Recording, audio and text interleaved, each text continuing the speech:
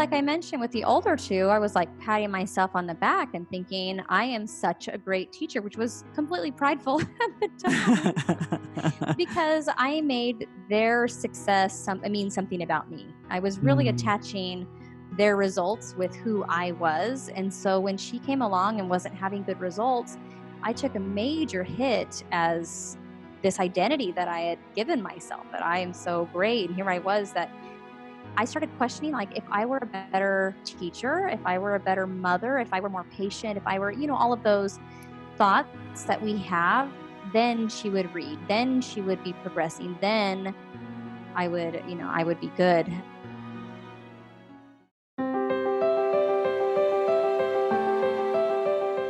Welcome to Stories of Hope in Hard Times, the show that explores how people endure and even thrive in difficult times, all with God's help. I'm your host, Tamara K. Anderson. Join me on a journey to find inspiring stories of hope and wisdom learned in life's hardest moments.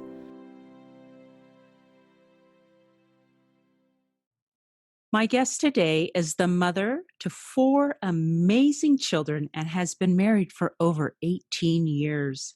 She has been homeschooling for over 12 years and loves being able to do that. She is a voracious reader and has an ongoing goal of reading 100 books each year. She loves learning and teaching. She is a teacher at heart, either at home, in church, in music, and in her career as a life coach, and finds it a blessing to be able to uplift and help others end their suffering. I am pleased to present Hannah Coles. Hannah, are you ready to share your story of hope? I am ready. Let's do this. Awesome. Let's do it. You're right. Before we dive in too deep, I just have to ask you about your goal of reading 100 books every year. I mean, that sounds astronomical. So, why don't you tell me where you came up with that idea and maybe tell me one of your favorite books that you've read? I would love to. So it's not really my idea. I can't own that. I heard an interview and I can't remember who the author was, but it was a really famous author. And he said that for him to get ideas and just where his ideas come from is that he sets a goal to read 100 books a year. And it wasn't really anything deep at the time. I just thought, that sounds kind of fun. I want to try that. And so for the last 8 years, I have made that my goal. Sometimes in December, I get a lot of reading done because I want to try and catch up and make sure I hit my goal. But I've been doing it for about 8 years and it has just profoundly blessed my life. It stretches me and gives me kind of a measurable goal to make sure that I stay accountable and that I keep reading.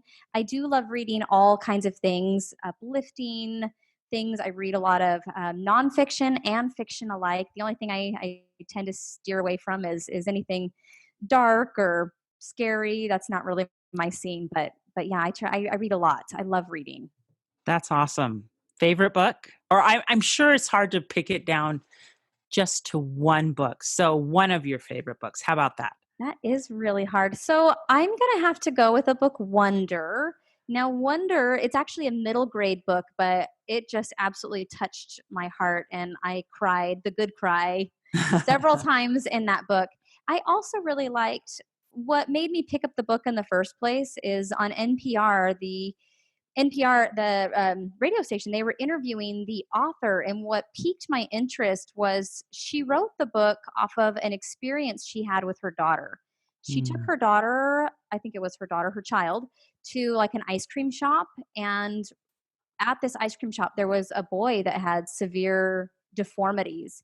And her daughter started asking questions and noticing that this child looked different than everyone else.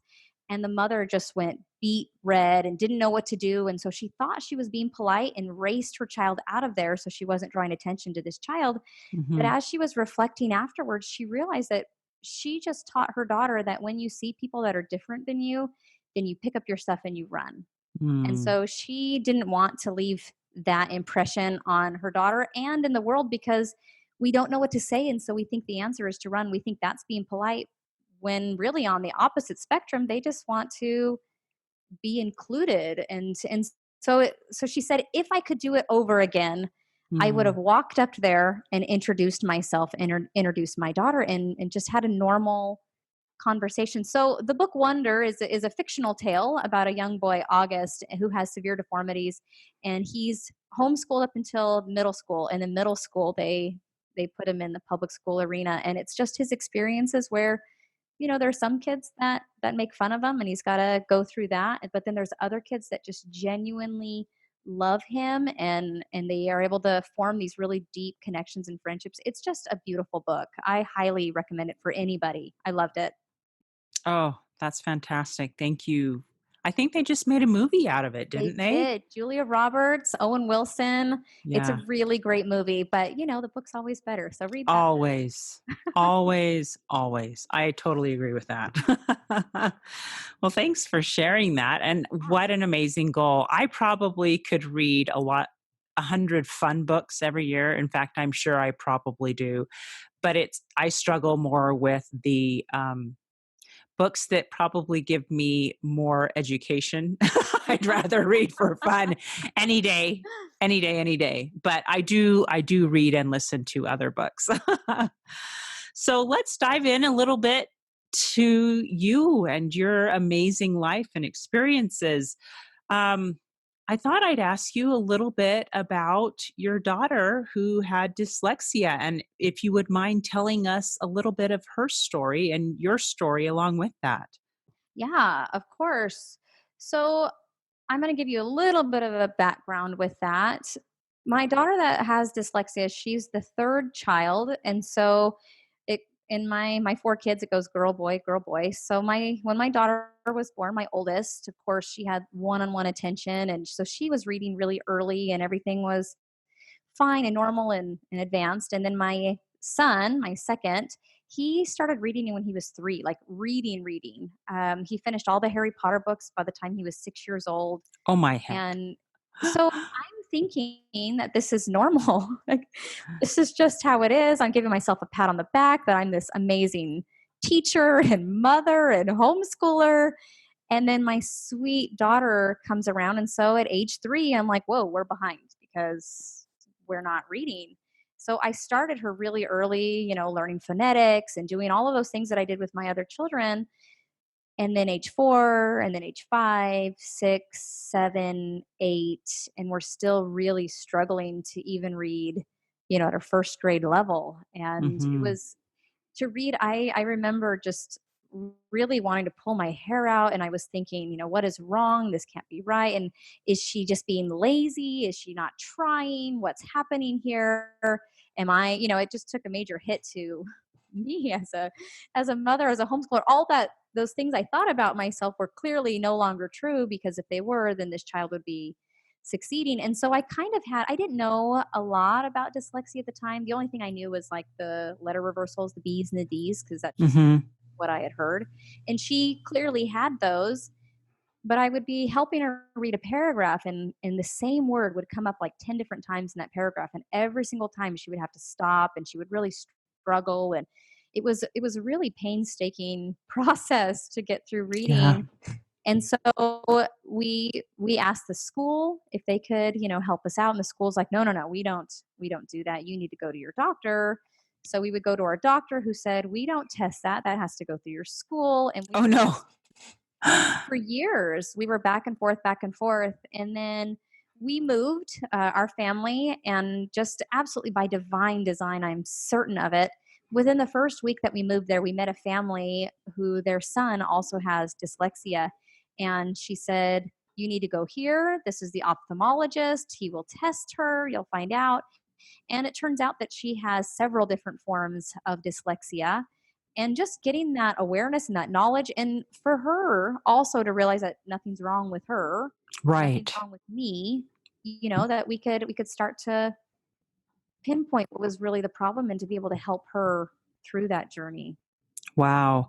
So you mentioned that there's different kinds of dyslexia. I was not aware of that. Would you mind telling me a little bit about that? So I don't know all the forms. I do know that they stem off of like 6 major forms, where there's, um, you know, um, phonological, there's they call it surface dyslexia, which just takes a little bit of time decoding, words. There's visual where they have a hard time remembering what they read or what they saw on a page. So they might struggle with the reading, but then they can't retain anything. That's a different form of dyslexia. There's primary dyslexia where it's genetic and you're just kind of born with it, which she also had because I didn't know until we went through this process that we have dyslexia on both sides of the family. Like it just wasn't talked about Hmm. ever. Wow. Um, and then of course there's dyslexia where it's mathematical. So like numbers start floating around on the page. So with her, there's a lot of fancy names and terms which I will completely butcher. So I'm not even going to. I won't even attempt to tell you those. But with her, it was really interesting because she wasn't able to follow the lines. Like the lines would move around the page, and so she would constantly be losing her place. And then even the words themselves, half of the word would be missing a lot of the time. So sometimes it was the beginning of the word that was missing, so she would just read the latter half of the word. Mm. And when we were helping her, we're like, "No, that like what letter does that start with?" And she would see she would say J, and I would say, "No, that's a B," because I was confused. But it made perfect sense when the doctor was walking us through this that that is the first letter for her. That is what she's seen. And even though it's the same word 10 times in the paragraph, to her, 10 times, it's a different word because it looks completely different every single time that she was coming across it. Wow. So tell me what the process looked like once she was diagnosed. What did you need to do? What did she need to do? What did that look like? So it was really fascinating for me to learn because we did see an ophthalmologist, and I would have never put it together that we needed to go see an eye doctor to Mhm. do that. Like I didn't know, I guess, where the learning struggle or the challenge was. But she wasn't struggling in any other area of her life. It really was just reading and kind of comprehending what she was reading, but absolutely fine in other areas. And so he was just saying that her eyes weren't quite matched up, that it really was a vision problem because nothing's wrong with her brain. It was just that her eyes weren't functioning the way that they should. And so that looked like vision therapy. That looked like getting special glasses. That looked like a lot of testing to figure out what it was that she needed. And then every single day, we would have 40 minutes of eye therapy at home and then once a week with the doctor. So we would do 20 minutes in the morning and then 20 minutes later on in the evening with different eye exercises to kind of align her eyes. And then through that process, the more her eyes did change and start to come together, that meant different glasses. And the glasses she didn't need to see, it was only when she was decoding words. Mm. And so she didn't need her glasses to, play sports or to be at home or anything like that. She only needed them for screen time and for reading, where she really needed to narrow in and focus on what those words and letters were saying. Wow. So how is she doing now? Amazing. She still struggles. She has an IP. Even though we homeschool, we go through a charter school, so we still have a lot of those resources and meetings, which is really Mhm. good still. But she once we got her diagnosed and once it helped me to understand what she was struggling with, I became a different parent and a different teacher when I was helping her. And Mm. so it left, even though she never vocalized it, or maybe she didn't even know quite what she was thinking and what she was experiencing, when we had that diagnosis, she was finally able to let that weight off her shoulders and think, okay, nothing's wrong with me. There is just something, just like we would with any ailment. We have a circumstance, and now what are we going to do with it? And so with the eye therapy, with the confidence that she was able to gain through having these different thoughts and knowing this portion of her identity, or where she was at that time, she's reading amazing, and she would volunteer to read. Like at church, Wow. they would ask, who wants to read the scripture, and her hand would, fly up in the air, which before she would have never done that because she thought that, something was wrong or different with her. Wow. So complete change Oh, once yeah. she got the proper diagnosis, once she got the Yeah. proper help. So it is possible to progress and learn and grow even with something like dyslexia.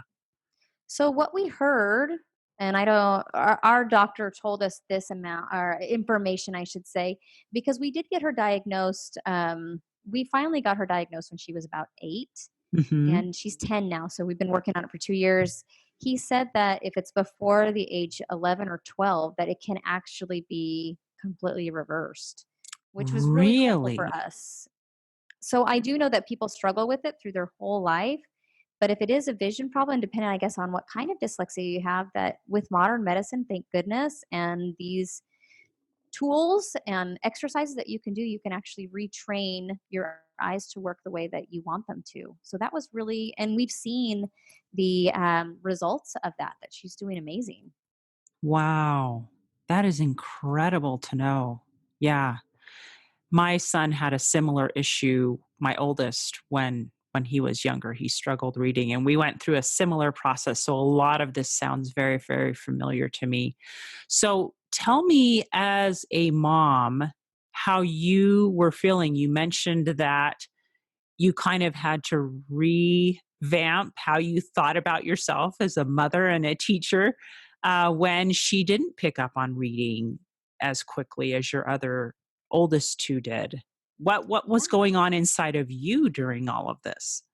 Well, like I mentioned with the older two, I was like patting myself on the back and thinking, I am such a great teacher, which was completely prideful at the time. Because I made their success mean something about me. I was really Mm, attaching their results with who I was. And so when she came along and wasn't having good results, I took a major hit as this identity that I had given myself, that I am so great. And here I was, that I started questioning, like, if I were a better teacher, if I were a better mother, if I were more patient, if I were, all of those thoughts that we have, then she would read, then she would be progressing, then I would be good. And so I really did. I made it about me, and that was really difficult. That I had to separate her and her journey from me, because they really had nothing to do with each other. Like, I was making myself, I put my identity in my kids, which is mm, really difficult because our kids have their own agency. Like, we can be the best teacher in the world, and they can still choose not to learn. They can still mm, choose not to enjoy it. They can still choose not to listen. And so it really was a growth movement, or moment for both of us, a journey, separating her journey and what she's going through versus me. And I had to redefine what made me a successful mother, because before, success meant what my kids would produce, their results. If they mm, were a good reader, if they did well in school, if they were well behaved, if they were kind, then clearly that meant that I was a good mother. And I learned the hard way that we mhm, really have to separate that I'm a successful mother because I love my children wholeheartedly, mm, because I'm there to look out for them, to provide for them, to protect them, to offer that teaching, to do that. And then I'm a good mother because I let them have their agency and let them choose, while constantly loving, guiding them back to what I think will help them, but ultimately separating that. mm. That is so wise, and I think it's a common problem in today's society. We see the bumper stickers on a lot of cars. My child's an honor student. Yeah, At such and such and such, and really, that is their success and their choices. And obviously, as a parent, you can set the stage for that learning and growth to definitely. happen, Yes, but ultimately it really does revolve around them. I think it's easier to make that distinction when there is maybe when a child is making choices that you wouldn't have made, yes,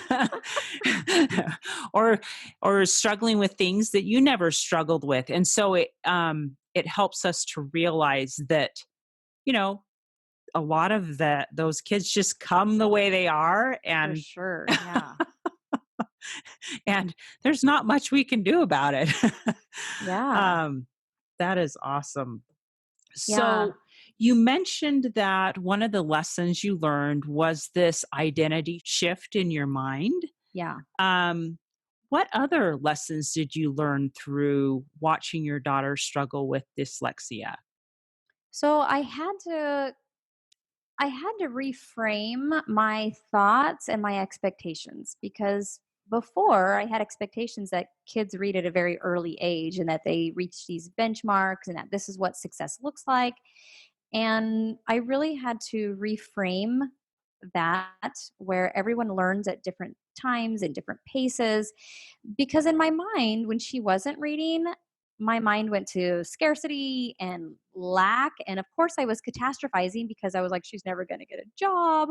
She's never going to, Mm, and then it was like, what are people going to think of me? Like it also went off that kind of played off of that scarcity a little bit of mhm, people are going to judge me that how I run my household, what kind of mother I am, that your child should be. And so I had to grow through all of that again to separate that. And I had to go through, so when we catastrophize, I always think of it like we're going up a roller coaster. And the scariest part of the roller coaster isn't so much that it's fast, it's always that first ascent, right? Like they take you right up to the very top and you kind of hover there before the drop. But that's the scariest part because you're anticipating this death defying drop, right? yes.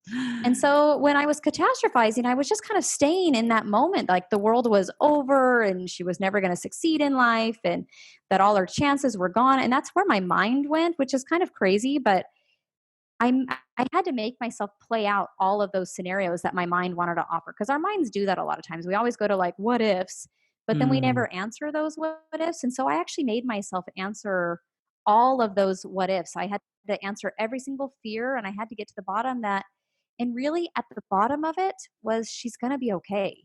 She's going to mm, be okay and I'm going to be okay and there's nothing wrong that says she has to learn at age 5 or age 20. She can still progress and succeed, and that everyone has their different timetables and their different paces and their different learning journeys, and that it's totally fine. wow. That is so awesome. I love that you were able to figure that out. And it isn't something that you snap your fingers and you learn instantly. I mean, I No. wish, right? Yes, yes. It I'm was sure definitely a this took process. months and maybe even years, right? Yeah. It was just a matter of every time the fear would come up, I really made myself because the fears are always like, "What if?" And then I would be like, "So what? Like, what if that does happen? And then what?" And then I'd make myself answer it, and then it would just calm my fears down. Like, she's gonna be okay, and I'm gonna be okay, and none of this is a reflection of who we really are. It's just a trial. It's just a circumstance, and it's totally fine that we have this. But yeah, Mm. it was a process every single time, every single fear that would come up. It was okay, let's pick a number. Now let's address fear 528. Yeah, it was a process. Oh my goodness, that's awesome. So, you mentioned also before we started the interview that one of the things that you found important during this time was taking care of yourself. Why Yeah. is that? When I wasn't so when I was showing up from a lot of fear and lack, it's because I wasn't taking care of myself. I wasn't listening to my fears and my anxiety. And so when I showed up to teach her, to read with her, to be with her, I was projecting all of my fears onto that. It showed up in my neediness to have her read in a certain pace, to understand things, to read the word, because it was really my insecurities coming out through all that. Mm, So when I could take care of myself and when I could answer all those fears and our fears, those thoughts are really like a toddler that will not stop. They're very incessant until you acknowledge them and address them. And then, they can go on their merry way. So I really had to get in that space. And then the other thing that was really helpful to me in that journey of being able to take care of myself first is again, I'm sure everyone's heard this analogy. If you really can't pour from an empty bucket, so I mm, had to give that to myself, and it was hard. It was a very difficult journey for me and for her. And I needed to acknowledge that. I wanted other people to acknowledge that. I wanted my husband to come home and understand and be like, whoa, I understand your day was so hard. But his day was hard too. And everyone else's days are hard. And so no one was seeing the struggle that we were, tackling every single day. And it was eating away at both of us. And so we had to get to a space where we could see and notice and appreciate ourselves, and that we could say that was a really hard time. That was a deep struggle today. I am so proud of us for being willing to engage in that wrestle and that struggle, for us wanting to go into that and to be able to face that head on. So it looked like taking care of myself and making sure that I showed up with a clean head, that I wasn't bringing any of my mess to her.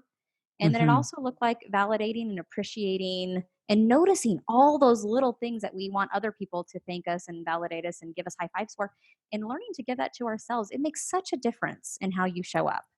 Yeah. So what things did you do to fill your bucket? So a lot of it's thought work. Like I said, I really just addressed, a lot of times we want to be listened to. We just want to be seen. We want to, we want others to see how hard it is for us and to acknowledge that. The Hmm. problem with that is they can't really give you what you need. I'm sure everyone has had times where they might console you or they might try and offer you words that are going to fill you up, but they never say it quite right. Yeah, Because they that's don't true. know, they don't know what you need, and I was the only person that knew that. So I had to Mm. get to a space where I could offer all that to myself, because I knew exactly what I was struggling with. I knew exactly what was hard for me. I knew the effort and the time that I gave into it, and so I could see, and I was the perfect person to give that to myself. And so a lot of my self-care is thought work, because our thoughts Mm. create how we feel. And so if I wanted to feel a certain way, I wanted to feel peaceful and calm and patient and loving, then I had to take care of all of my mess first. And so a lot of that is just me sitting down, doing thought work, journaling, and going through and questioning all of those thoughts. Like, is that really true? Is that really going to happen? And so that's what thought work is. That's Hmm. what self care and filling my bucket looks like. So journaling, addressing the fears and the issues that come up. Is this something that you prayed about at all? Let me ask you that. Yeah. Yeah. Yeah, I heard once, it was by, I think, Gordon B. Hinckley. They asked him how many times a day, how many times a day he prays, and he said only once, because it really is just this all day conversation. It Mm. really was like that for me as well, but it was a constant looking in and knowing that he knows me and what I can offer and what my challenges are and what my limitations are, and knows her and exactly what she's struggling with. And so it was a constant conversation of how can we how can we improve? What can we do better? How can we feel what we need to feel so that we can overcome this? And are we supposed to overcome this?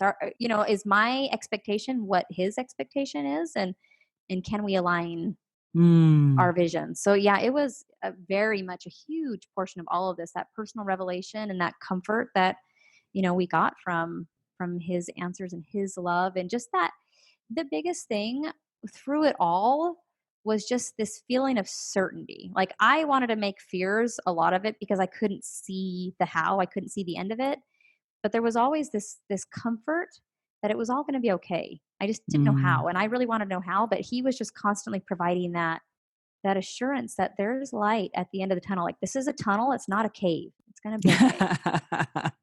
Right.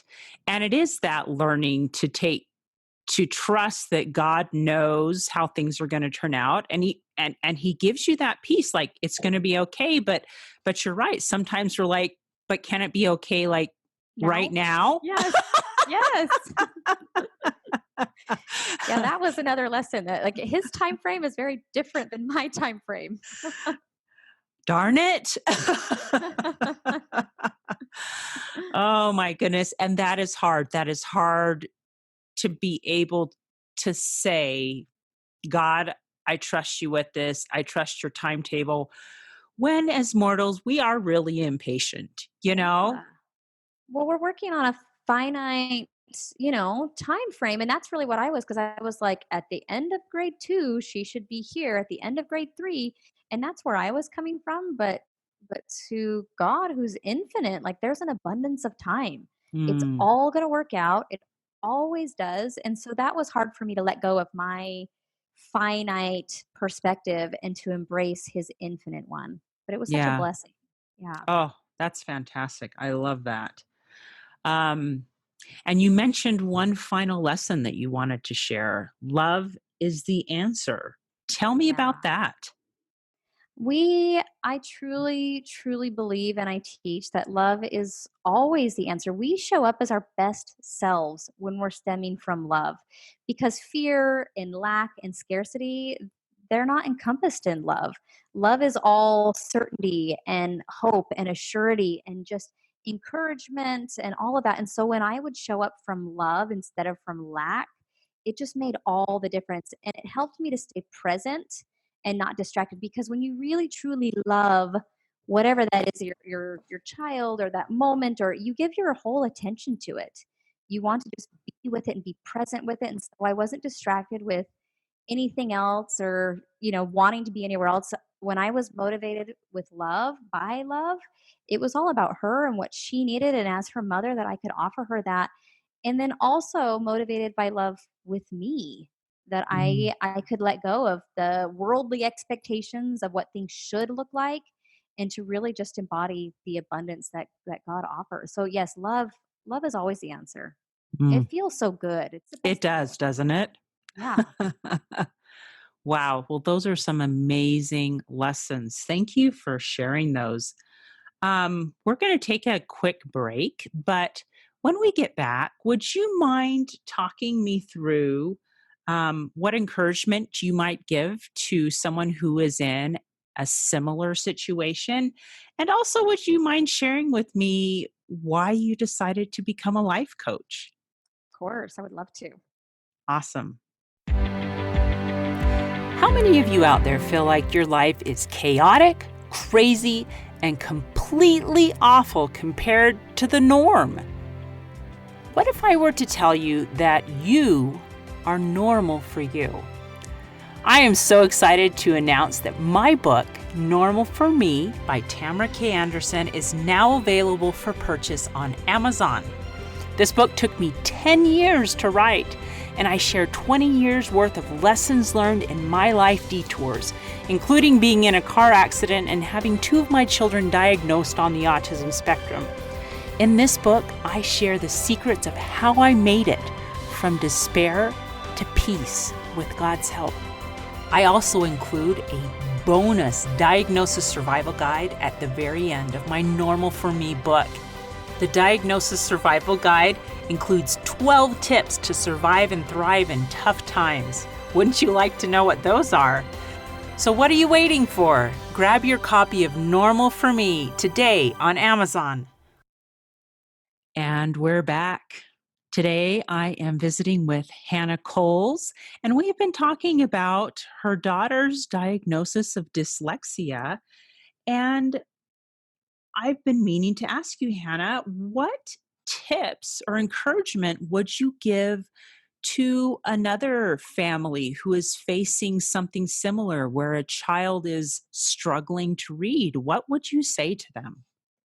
I would say the biggest thing for us at first was just to get tested because you can't change anything until you know what you're dealing with. And since there's so many different forms of dyslexia, it's really hard to even help your child to know what, like it's hard to even see what they're seeing.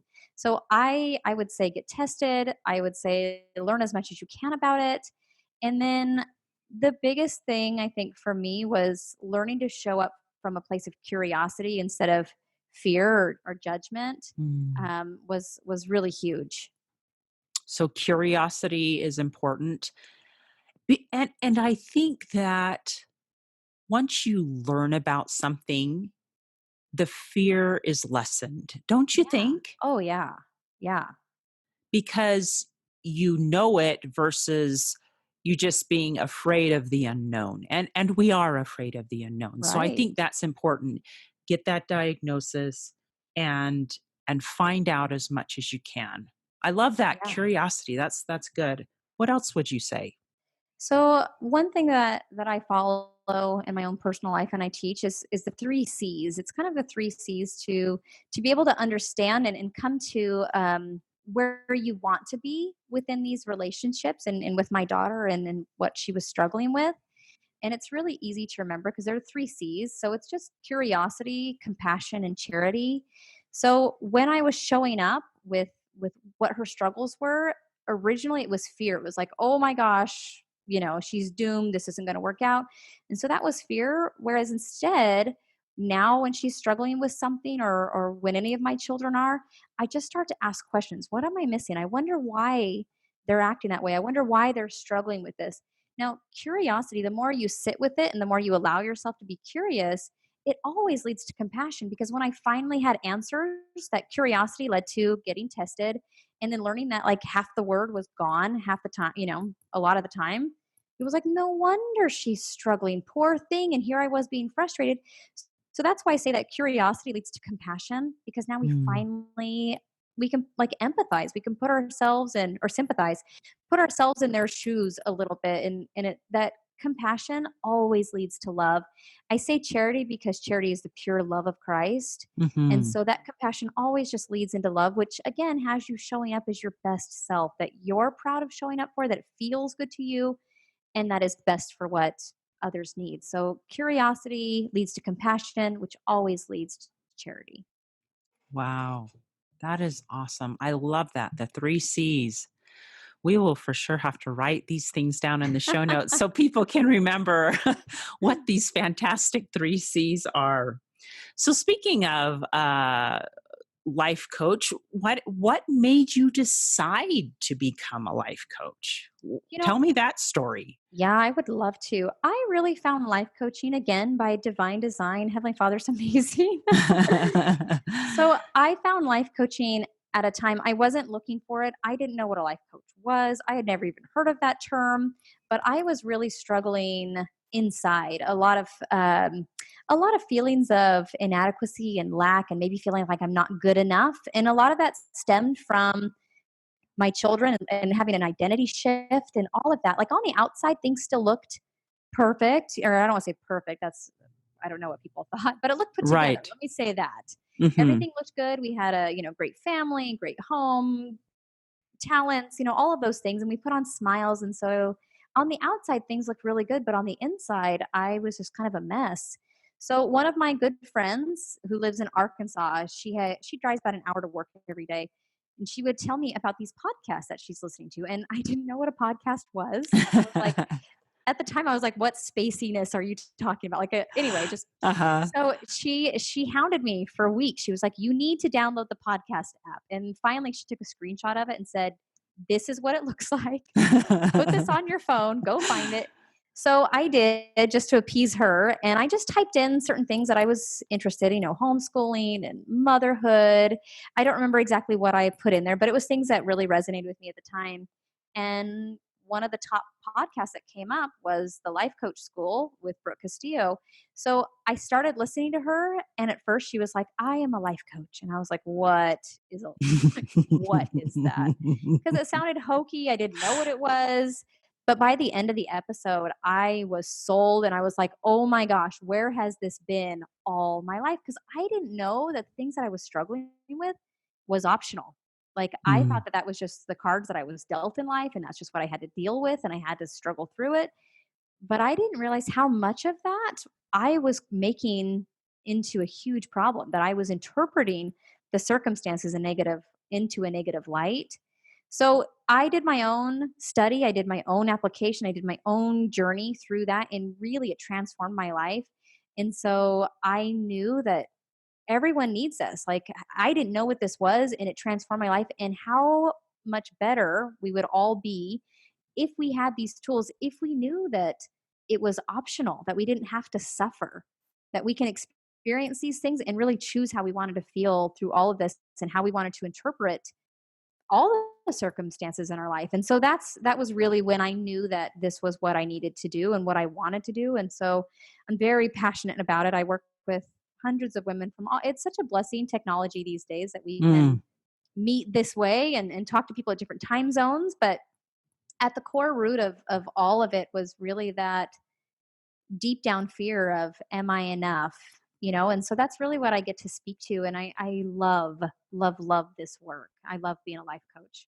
Oh, that's fantastic. So it sounds like you made the shift from being insecure and afraid to being confident and almost like you could choose your path. Is Yeah. that a correct summary? Yes, I don't wanna say the correct path, but I think, the correct experience, because we Ooh. don't get to choose the circumstances in life, like, I don't get to choose that my daughter has dyslexia, but I can choose how I want to interpret that. I can make that a problem, or I can make that just part of life, and it doesn't have to be a problem unless I choose to make it a problem. And then Mm, depending on what I'm thinking about it, of course, that creates how I feel. Like when it's not a problem, it's not a problem. I don't make it, a struggle. And so that was huge for me. Like I said, there we have circumstances in life, but we get to choose how we experience them. mm. I love that. That is powerful. And what an amazing work that you're doing. That just sounds fantastic. The lives that you can impact because you made a change first, Yeah. right? I know. I needed everything, every struggle, every tear. I needed all of that to get me to the point where I was ready. Like I was a vessel that could hold this next portion of my life. So I'm really grateful for all of it. That you can count it all as joy. Mm, that's awesome.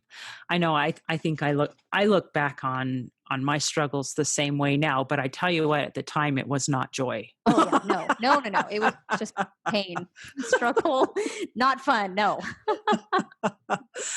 So I guess the message there is if you are struggling, it will not always be that way. Yeah. Yeah. I know Heavenly Father will always find a way to make it work towards your good. Mm, So there's always hope. that's awesome. Do you have a favorite Bible verse that has resonated with you through all of your ups and downs? Yes, I do. I have several. And Hey, they there you change at go. different seasons in your life, but this one's Right? pretty much yeah. This one's my consistent one. It's from Second Timothy, and it's Second Timothy 1:7 that says, "For God hath not given us the spirit of fear, but of power and of love and of a sound mind." And it's been such an anchor for me because anytime that I'm fearing or I'm afraid, I have to realize that that's not from God, because God doesn't give us that. He gives us power to overcome our struggles and our challenges.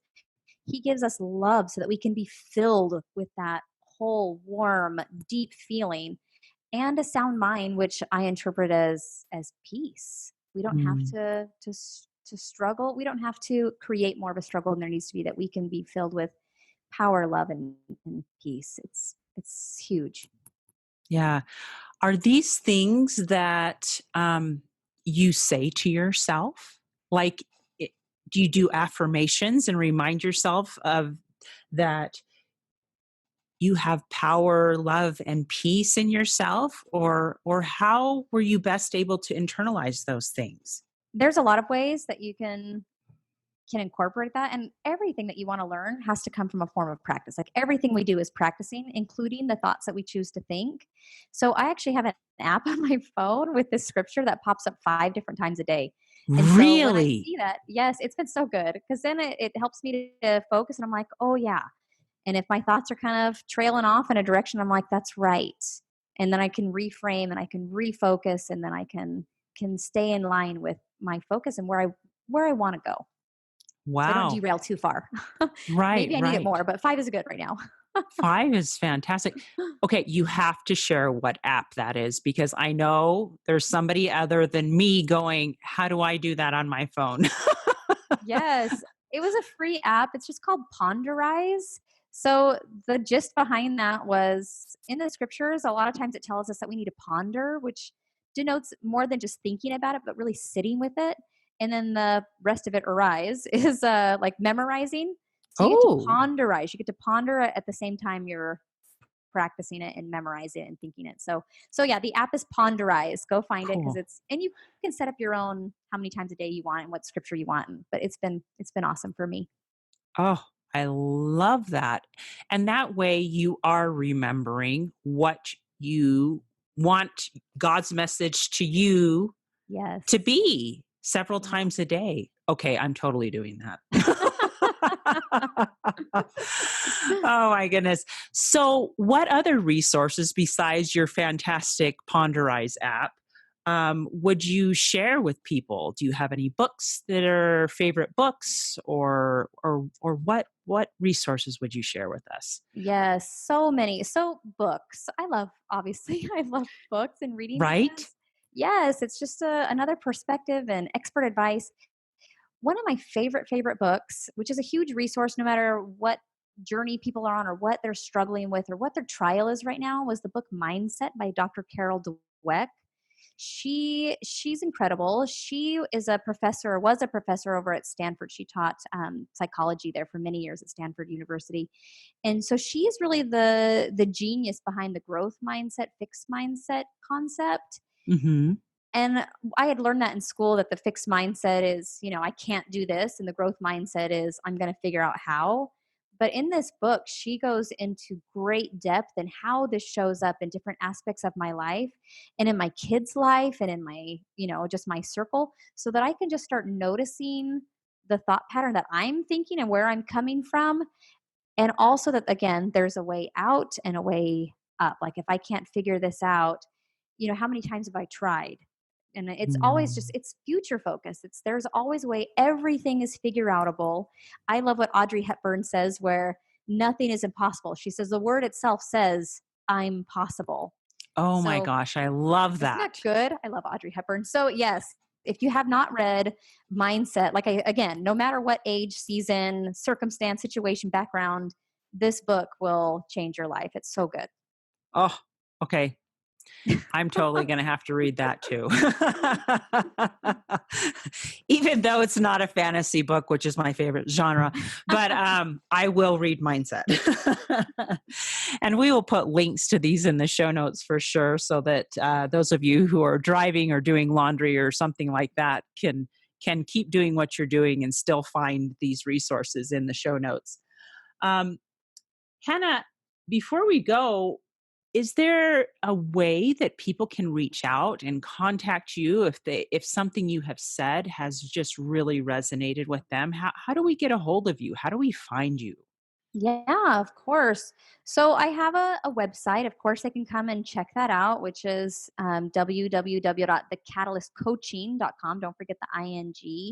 I have a podcast that offers free life coaching resources. So if there was a concept that they want to hear more of, they can dive, a little deeper with that. And of course, I'm on social media. I'm on Instagram and Facebook, that I would love to connect and hear what people have to say and what they think and answer questions. So I love connecting with people. People are awesome. That is fantastic. And on Facebook, you're Hannah Coles. And on Instagram, you're the Catalyst Coach, Yep, right? that's right. Very good. We will put that in the show notes as well. Well, Hannah, this has been so fun to sit and visit and chat. Are there any final tips you want to share with us before we go? Yeah, I would just say that there's always hope. There's always light. There's always, everything is figure outable. Even if it feels like it's dark and it's heavy and what the trial is, there is light. We just have to find it. It's just like failure, that we think that failure is the end, that I failed. But failure is just information. It's just like, okay, that didn't work. And now what? There's always a now what. There's always progression. So I would just say, hang in there, invite God into every aspect, have that one prayer all day long, and just keep talking to Him and invite that personal revelation, and just keep going, keep on keeping on. You can do this. That is a perfect way to end. Thank you, Hannah, for sharing your amazing wisdom with us today. This has been so much fun. It has been. Thanks for having me. I loved this. Hey, thanks so much for listening to today's show. I know that there are many of you out there that are going through a hard time, and I hope you found things that have been useful today as you listen to the podcast. If you would like to access the show notes from today's podcast, visit my website. It is storiesofhopepodcast.com. That is where you'll find favorite quotes from today's episode and shareable memes. And those are fun because you can share them with your friends on social media. You will also find the links mentioned throughout today's episode, so you don't have to remember what those were. and also all the tips that were shared. Sometimes tips are shared so much throughout an episode you forget. What were those great things? So go to the show notes, storiesofhopepodcast.com, to look up these fantastic resources. You know, if someone kept coming to mind during today's episode, perhaps that means that you should share this with them. Maybe there was a story shared or a tip that they really, really need to hear. So go ahead and share this episode with them. May God bless you, especially if you are struggling, with hope to carry on and with the strength to keep going when things get tough. Remember to walk with Christ, and He will help bear that burden. Above all else, remember, God loves you.